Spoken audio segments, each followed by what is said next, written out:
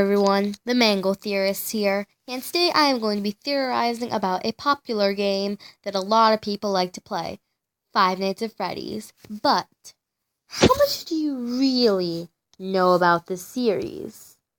A lot of people think it's just working for 5 nights at a crappy pizzeria with 4 animatronics that want to kill you and limited power. But that's not all there is. There's a lot more than meets the eye. Game theorists and MatPat did a theory on this, but MatPat thinks he's smart, but he's really not, because there's a lot of stuff that he left out. You know what I'm saying? Let me explain. When he said that, and I quote, "The 4 animatronics represent the 4 victims of the killing at the Chuck E. Cheese's," he was actually wrong about that. Because you know what? They don't represent the 5 victims. That would be impossible. Scott Cawthon may have based this, or he may have just based it because, let me just say something. A lot of people were thinking that his game, Chipper and Sons Wood Co., let me pull up a picture. A lot of people were thinking that this game was based on animatronics and that adults thought it was too scary for their children. But Scott Cawthon got an idea. He got an idea to make a game. He got the idea to make a game about actual scary animatronics. So this may not be based on the thing that happened at Chuck E. Cheese, but this may actually be based on just wanting to create a game that was actually what people thought it was, about scary animatronics, and then he decided to create FNAF World, which is an entirely different story. That's an RPG, it's not even FNAF. So yeah, we'll get into that a lot later. Now, let's take it back to FNAF. We're back to FNAF, and I've got some more things to say. Like the fact that Bonnie seems to be the scariest animatronic. And literally, the other animatronics will be a lot scarier in real life. Like, ducks actually have scary teeth, but Chica's not a duck, she's a chicken, so we'll get into that entirely later. The bears are known for killing, And then foxes have all those sharp teeth, that I don't even want to get into. So yeah, a bunny being said to be the scariest animatronic is kind of weird when you think about it. Because, everything else would be a lot scarier, but the bunny is scary, and it's got a name like Bonnie, which would obviously be not scary. So, seriously. What the heck? And also, there's a lot of things about the fan being evil. That little thing that's in your office. And then about the Freddy Knows Honks. Yeah, but that's an entirely different story. What I'm trying to say is that MatPat thinks he's all smart and knows all this stuff about FNAF, but he really doesn't. Like how he thinks that the scene at the end of Five Nights at Freddy's 4 was the bite of 87, when it really wasn't, because 1987 was when FNAF 2 was around, and FNAF 4 is 4 years before that, meaning that it could not be the bite of 87. It's impossible. And then think about the way the animatronics kill you. It's like a high-pitched adult scream, or a really high-pitched kid scream. So let's think about what's implied throughout the series. 4 children got murdered, taken to the back, and then stuffed inside the suits. But there's one thing I'd like to say about this. There's a 5th dead child. And MatPat barely touched on this. You know? He said there's definitely a fifth dead child, and it's probably Golden Freddy. But seriously? There's actually 6 children. But one of them didn't die.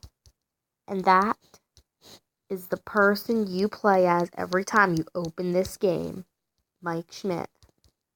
So think on that next time you open up this game and you're playing. You're the 6th child. You're the one who got away. Purple guy didn't see you. Well, maybe he did and you just escaped. But remember, Mike Schmidt is possibly a 5th dead child. Allow me to explain. You see, when the children got taken to the back and murdered, you know what happened? There was a 6th child there. He just wanted to see what was going on. So he went back there and saw the purple guy start murdering them and leaving their bodies.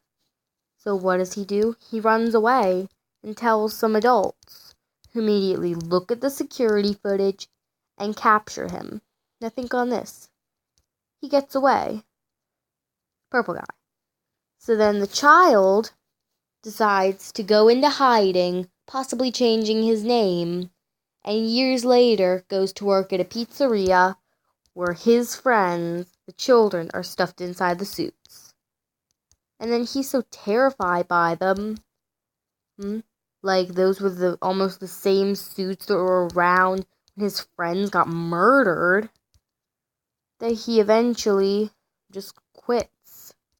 And that's when Five Nights at Freddy's 3 rolls around, and there's an entirely new guard. Or so we think.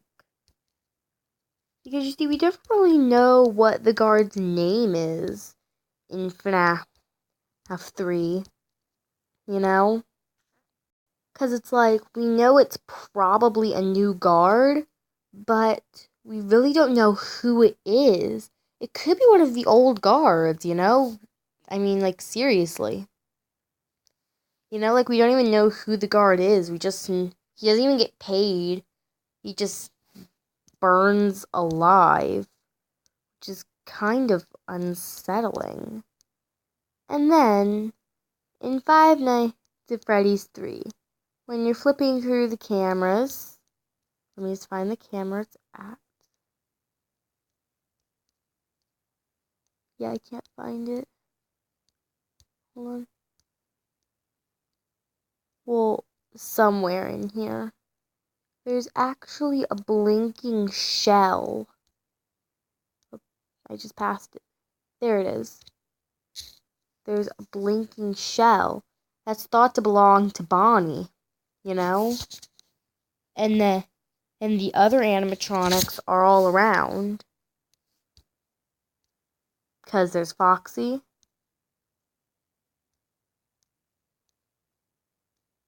There's Chico over there in the corner. And then there's Freddy. But then, where's the animatronic that's supposed to be here? Well, it's not even here for night 1. You know? It's only here for night 2, 3, 4, 5, and then the nightmare mode. So yeah, where does the animatronic come from? And then, on night 2, they find a new little figurine that's placed in the corner of your desk. It's a Shadow Bonnie figurine. How would they be able to find that?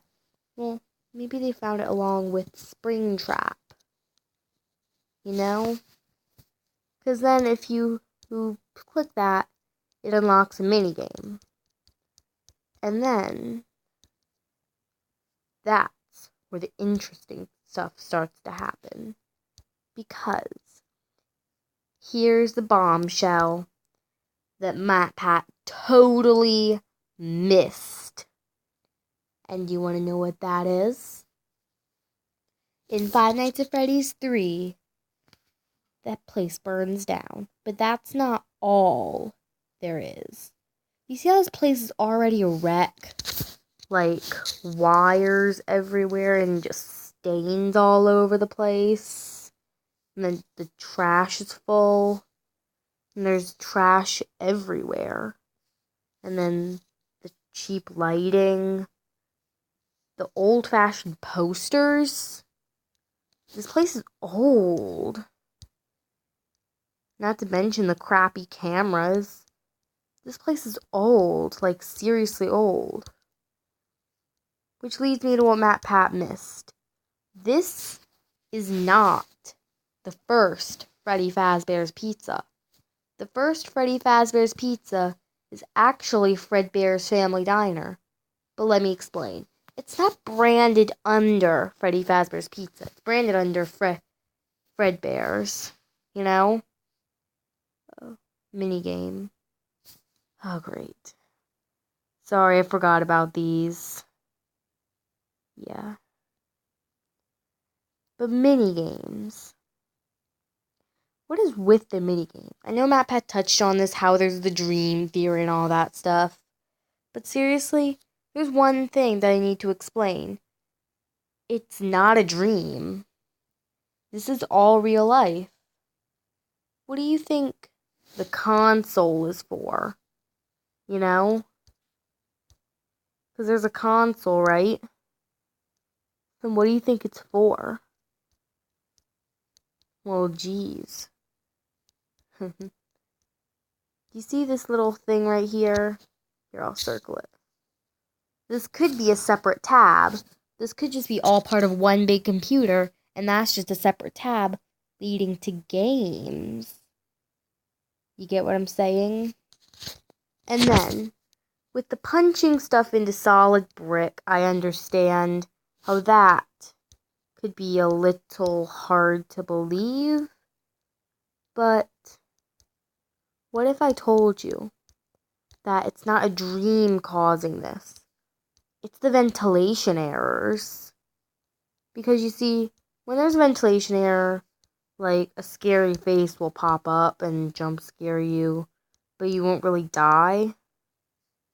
What if I told you that basically what everything is almost, like with the punching stuff into solid brick, is actually just part of one big ventilation error? That's actually kind of hard to believe, but seriously, it could be possible, you know? Because it's something Matt, can't even say his name. MatPat didn't really touch on, you know?